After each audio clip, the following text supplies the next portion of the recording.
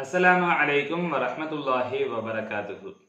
அல்லாஹும்ம ஸல்லி அலா சய்யிதினா முஹம்மதின் வ அலா ஆலி சய்யிதினா முஹம்மதின் அதத மா ஃபீ இல்மில்லாஹ் ஸலாத்தன் தாயிமத்தன் பிதவாமி முல்கில்லாஹ் அம்மா பஅத்.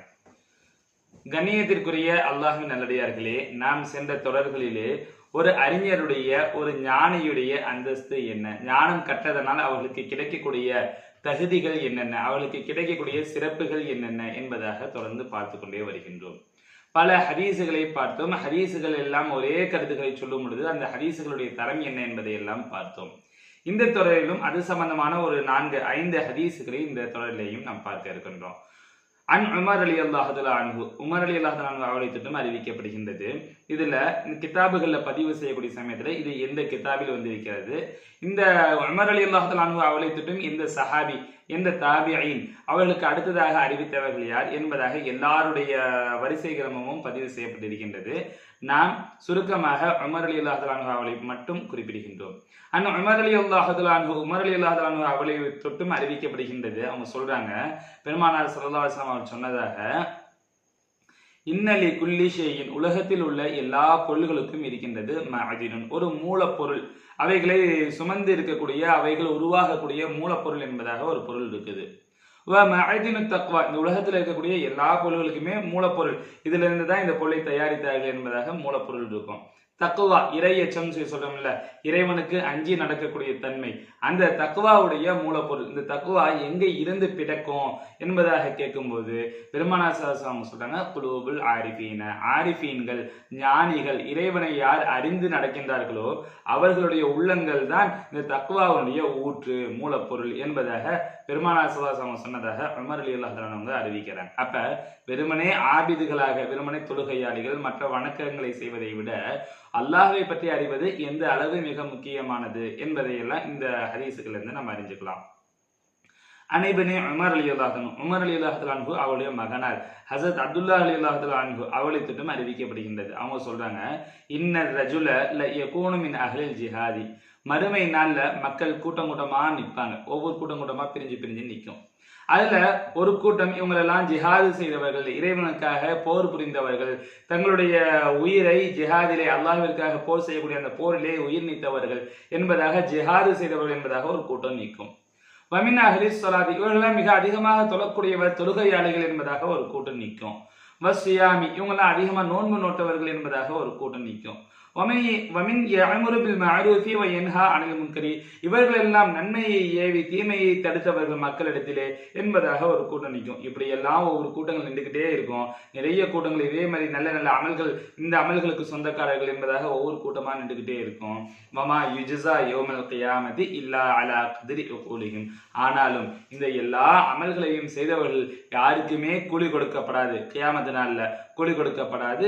இல்லா அலா கத்ரி உகூலிஹிம், அவங்க எந்த அளவு அல்லாஹ்வை அறிந்து விட்டார்களோ, அவருடைய அறிவு எந்த அளவு இருந்ததோ அந்த தரத்தை கவனித்தே தவிர அவர்களுக்கு கூலி கொடுக்கப்படாது என்பதாக பெருமானார் ஸல்லல்லாஹு அலைஹி வஸல்லம் சொன்னதாக ஹஸரத் அப்துல்லாஹ் இப்னு உமர் ரலியல்லாஹு அன்ஹு அவங்க அறிவிக்கிறாங்க.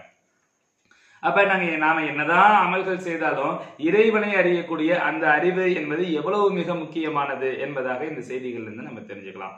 மூன்றாவது ஹதீஸ், அனைவரே உமர் ரலியல்லாஹு தஆலா அன்ஹு, ஹஸரத் சையதுனா அப்துல்லாஹ் இப்னு உமர் ரலியல்லாஹு தஆலா அன்ஹு அவர்களை தொட்டும் அறிவிக்கப்படுகின்றது, லா தஅஜபு பி இஸ்லாமி இம்தீன், இந்த காலத்துல புதுசா நிறைய பேர் இஸ்லாத்திற்கு வந்துடுறாங்க. சஹாபாக்களுடைய காலத்திலேயும் இஸ்லாமியர்கள் மிக அரிதாக இருந்தாங்க. அப்போ ஒரு மனிதர் இஸ்லாத்துக்கு வந்துட்டாங்கன்னா உடனே இவங்களுக்குலாம் மிகுந்த சந்தோஷம், ஆச்சரியம் இவங்களுக்குலாம் வரும். அப்ப அதுக்கு தான் அவங்க சொல்றாங்க, பெருமானார் சொல்றாங்க, ஒரு மனிதர் இஸ்லாம் ஆயிட்டாருன்னா அந்த இஸ்லாத்தை கண்டு உடனே நீங்கள் ஆச்சரியப்பட்டு விடாதீர்கள், மிகுந்த அளவு கடந்த சந்தோஷப்பட்டு விடாதீர்கள். ஹத்தா தஅரிஃபு உக்தத அக்லிஹி, அவருடைய அறிவினுடைய தரம் என்ன என்பதை நீங்கள் அறியும் அளவு, மிகப்பெரிய ஒரு அறிவாளி, நல்ல ஒரு அறிஞர் ஒரு இஸ்லாத்துக்கு வந்தாலும் நீங்க ரொம்ப சந்தோஷப்படுங்க, அதற்குண்டான கூலிகள் கிடைக்கும். அதே மாதிரி எந்த அறிவும் இல்லாதவர் அவர் இஸ்லாத்துக்கு வந்தாங்கன்னா இஸ்லாத்துக்கு வந்தாரு, ஆனால் அதை வைத்து மிகுந்த சந்தோஷப்படும் அளவு ஒன்றும் மிகப்பெரிய ஒரு விஷயம் அல்ல என்பதாக, அவங்க எந்த அளவு அவர்கள் இஸ்லாத்தினுடைய அறிவுகளை ஏற்றிருக்கிறாங்களோ அந்த அளவு தான் அவர்களை வைத்து நம்ம சந்தோஷப்படணும், இஸ்லாம் ஆனதை வைத்து என்பதாக பெருமானார் ஸல்லல்லாஹு அலைஹி வஸல்லம் சொல்லிக் கொடுத்ததாக ஹஸரத் அப்துல்லாஹ் இப்னு உமர் ரலியல்லாஹு அன்ஹு அவங்க அறிவிக்கிறாங்க. நான்காவது ஹதீஸ், முஆவியத் இப்னு குர்ரா ரஹ்மத்துல்லாஹி அலைஹி அவங்க அறிவிக்கிறாங்க, அன்னாசு யஅமலூன பில் கைரி, மக்கள் எல்லாம் நல்ல விஷயங்களை செய்யறாங்க. இன்னைக்கு எத்தனையோ அமல்கள் இருக்குது, அந்த அமல்களை எல்லாம் செய்யறாங்க. இன்னமா யுஅதவுன உஜூரகும், அந்த அமல்களுக்கெல்லாம் இன்னைக்கு என்ன நீங்க அமல் செஞ்சாலும் சரி அந்த அமல்களுக்கெல்லாம் கூலி எப்படி கொடுக்கப்படும் என்பதாக பார்த்தோம்னா அலா கதிரி உகூலிஹிம், அவர்களுடைய அறிவுக்கு தகுந்தாற் போன்றுதான். அவர்கள் எந்த அளவு அதிகமாக அறிவால் சிறந்தவர்களாக இருக்கிறாங்களோ அந்த அளவு சிறந்த கூலிகள் கிடைக்கும். எந்த அளவு அறிவால் அவர்கள் பின்தங்கியவர்களாக இருக்கிறாங்களோ அந்த அளவு குறைந்த கூலி தான் கிடைக்கும். இன்னைக்கு லைலத்துல் கத்ர்னா நிறைய நன்மைகள் கிடைக்கும் என்பதாக அந்த இரவுகளை எல்லாம் நம்ம உயிர்ப்பிக்கிறோம். அப்ப இது போன்று இது எல்லா இரவையும் லைலத்துல் கத்ராக ஆக்கக்கூடிய சக்திகள் எல்லாம் நம்மள்ட்ட இருக்குது. எப்படி அது என்பதாக பார்த்தோம்னா இறைவனை அறியக்கூடிய அந்த ஞானம் என்பதை, அல்லாஹ்வை பற்றி அறியக்கூடிய அந்த அறிவுகளை வைத்து நம்முடைய அமல்களை நாம் உயர்த்தி கொள்ள முடியும் என்பதையெல்லாம் இந்த ஹதீஸுகள் இருந்து நம்ம தெரிஞ்சு கொள்ள முடியுது. அதே மாதிரி அபி ஹுரைரா ரலியல்லாஹு தஆலா அன்ஹு, அபூ ஹுரைரா ரலியல்லாஹு அன்ஹு அவங்க அறிவிக்கிறாங்க, அக்மலுன் நாசி அக்லன், இந்த உலகத்துல நிறைய அறிவு என்பதாக பேசிட்டு இருக்கோம்ல, இருக்கிறதுலேயே மிகப்பெரிய அறிவாளி யார் தெரியுமா? அபூ ஹுரைரா ரலியல்லாஹு அன்ஹு அவங்க சொல்றாங்க, அத்வஅஹும் லில்லாஹி, அல்லாஹ்விற்கு யார் அடிபணிந்து நடக்கின்றாரோ அவர்தான் மிகப்பெரிய அறிவாளி. வ அமலுஹும் பிதுஆத்திஹி, அல்லாஹ்விற்கு அடிபணிந்து இவர் செயல்படக்கூடியவராக இருப்பார், அவர்தான் இருப்பதிலேயே மிக உயர்ந்த அறிவாளி என்பதாக சொல்றாங்க. அப்போ ஒரு மனிதர் எப்போது முழுமையாக அல்லாஹ்விற்கு கட்டுப்பட்டு நடப்பார் என்பதாக பார்க்கும்போது அந்த மனிதர் அறிவால் நிரம்பியவராக இருந்தால்தான், அறிவால் யார் அல்லாஹ்வை மிக அறிந்து வைத்திருக்கிறார் அவர்கள் தான் அல்லாஹ்விற்கு கட்டுப்பட்டு நடக்க முடியும் என்பதாக அபூ ஹுரைரா ரலியல்லாஹு தஆலா அவங்க அறிவிக்கிறாங்க. பெருமாள் ஸல்லல்லாஹு சொன்னதாக மக்கள்ல அறிவால் குறைந்தவர் யார் தெரியுமா? அல்லாஹ்வை பற்றி சரியாக விளங்காதவர் யார் தெரியுமா? அத்வஅஹும் லிஷைத்தானி, ஷைத்தானுக்கு யார் அதிகமாக கட்டுப்படுகிறாரோ அவர்தான் அறிவு குறைந்தவர் என்பதாக சொல்லப்படும். வஅமலுஹும் பிதாஅத்திஹி, ஷைத்தானுக்கு கட்டுப்பட்டு நடப்பதில் மிகச்சிறந்தவராக இவர் இருப்பாரு. ஷைத்தானுக்கு கட்டுப்பட்டு நடக்கக்கூடியவர் தான் அல்லாஹ்வை பற்றி அறிய மாட்டார். அப்ப அல்லாஹ்வுடைய அறிவு எப்போ ஒரு மனிதருக்கு கிடைக்காது என்பதாக பெருமாசஸ் அவங்க கேட்கும்போது, அப்ப யார் அல்லாஹ்வுடைய அறிவு ஏற்றுக்கொள்ளாத மனசு, அல்லாஹ்வை பற்றி அறியணும் அப்படின்னு ஒரு கூட்டம் சொல்லுது, அது இல்லை நம்ம அல்லாஹ்வை பற்றி தான் அறியக்கூடாதுன்னு ஒரு கூட்டம் சொல்லுதுன்னா அவங்களாம் யாருக்கு கட்டுப்பட்டவங்கன்னு அர்த்தம்?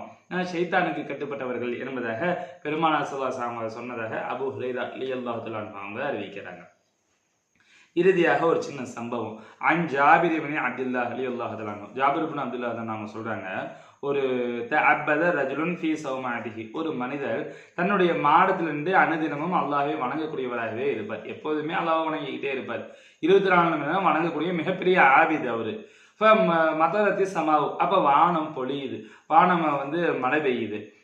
ஐஷபத்தில் அருள, அந்த மழை என்ன செய்யுது, அந்த பூமியெல்லாம் பச்சை பசேர் நிறைய புட்பூண்டுகள் எல்லாம் வரைந்து நல்ல செழுமையான பூமியாக அது மாற்றி விடுது அந்த மலை. ஹிமாரன் லஹு, அவருக்குன்னு ஒரு அந்த தொழுகையாளிக்கு ஒரு ஹிமார், ஒரு கழுதை இருக்குது, அந்த கழுதையை பார்க்குறாரு.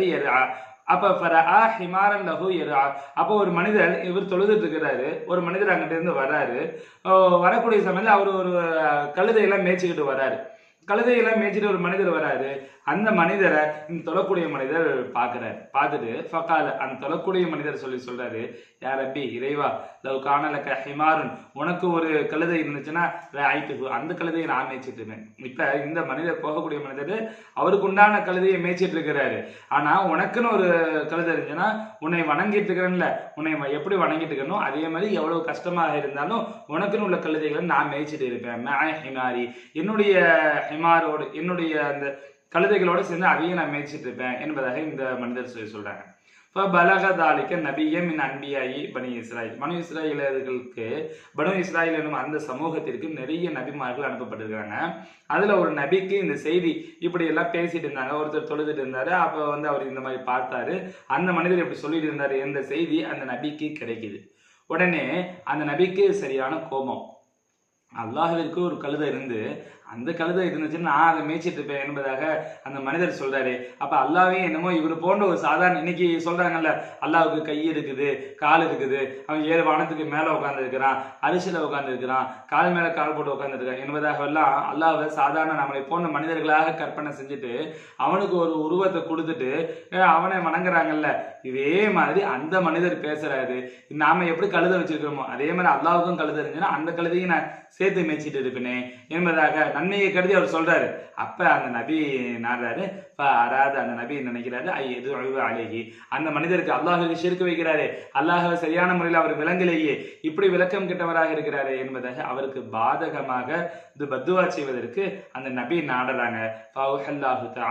உடனே அல்லாஹ் தஆலா அந்த நபிக்கு வஹியாக அறிவிக்கின்றான், இன்னமா உஜாசில் இபாத அலா கதி யகுலிஹிம், அவருக்கு பாதகமாக நீங்க அவங்களுக்கு பத்துவா செய்யாதீங்க, ஆனா இவர்களுக்கான கூலியை நான் மறுமையில அவர்கள் எந்த அளவு என்னை விளங்கி வச்சிருந்தாங்களோ அந்த அளவு தான் நான் அவருக்கு கூலி கொடுப்பேன். இவர் 24 நாளும் வணங்கிட்டே இருக்கிறாருங்கிறக்காண்டி இவங்களுக்கு கூலி நான் அள்ளி கொடுத்துட மாட்டேன். அவருக்கு கழுதையை இருந்தா கழுதையை நான் அல்லாவுடைய கழுதையை சேர்த்து மேய்ச்சிட்டு இருப்பேன்னு சொல்றாருன்னா அந்த அளவு தான் அவர் என்னை விளங்கி வச்சிருக்காரு. இவரை மிகப்பெரிய ஆபிதுன்னு சொல்ல முடியாது.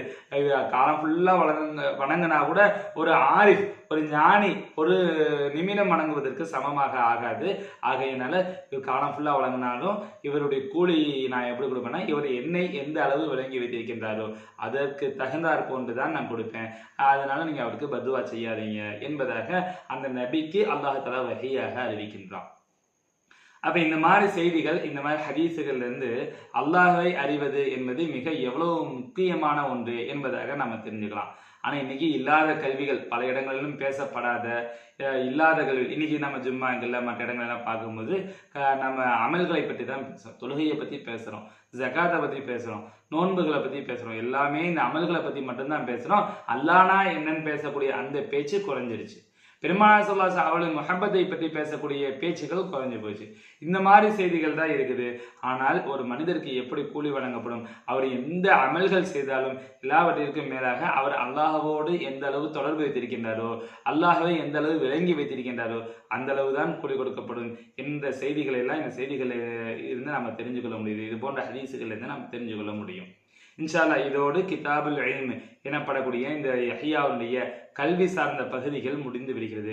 இன்ஷா அல்லாஹ் அடுத்த கிதாபாக கிதாபுல் அகாயித், அகீதாவை சம்பந்தப்பட்ட அல்லாஹ்வை நாம் எப்படி நம்ப வேண்டும், அல்லாஹ்விற்கான தன்மைகள் என்ன, பெருமானார் ஸல்லல்லாஹு அலைஹி வஸல்லம் அவர்களை நாம் எப்படி விளங்கிக் கொள்ள வேண்டும், மலக்குமார்கள் என்றால் என்ன, நபிமார்கள் என்றால் என்ன, அவர்களுக்கு அனுப்பப்பட்ட கிதாபுகளை நாம் எப்படி நம்பிக்கொள்ள வேண்டும், அவைகளுக்கு நாம் ஈமான் கொள்வது எப்படி என்ற செய்திகள் அடுத்த தொடர்களில் தொடர்ந்து பார்க்கலாம். ஸல்லல்லாஹு அலா முஹம்மத் யா ரப்பி ஸல்லி அலைஹி வஸல்லம். அஸ்ஸலாமு அலைக்கும் வரஹ்மத்துல்லாஹி வபரகாத்துஹு.